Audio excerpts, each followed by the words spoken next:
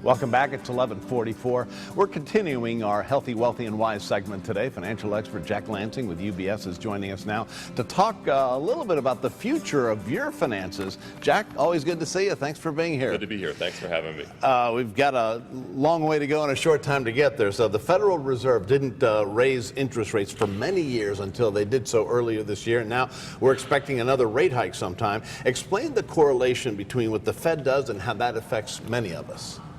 Well, that's a good question. I think the first thing we would say, the Feds are meeting this week. It's a very big meeting. Expectation by UBS is probably not going to raise rates at this juncture, probably will by the end of the year. What that means is the economy is showing enough strength, they feel comfortable that they can start to put the brakes on things just a little bit. All right. I've heard 25% perhaps rate hike, a quarter percent I should say. Yeah, it'd be probably a quarter percent hike, correct. Sometime before the end of the year.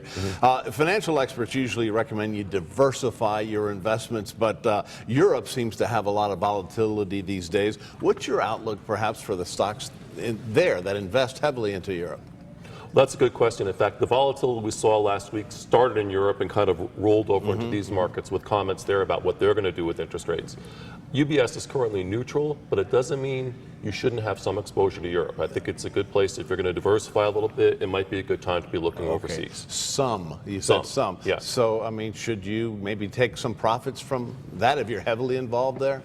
Well, that's another good question. My business partner is fond of saying if you don't rebalance your portfolio, the markets have a way of doing that for you. So it's probably a good time to stop and assess how your allocations are. Quickly, because we're running out of time, could we see cheaper oil prices, and what does that mean to the average Joe?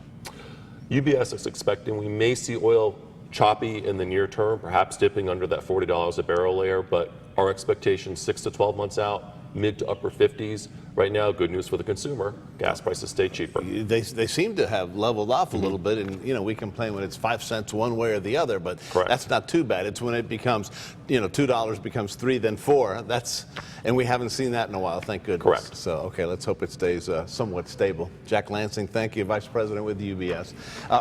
Let's go to the break, and we'll be back with much more on Today on 5 at 11 right after this.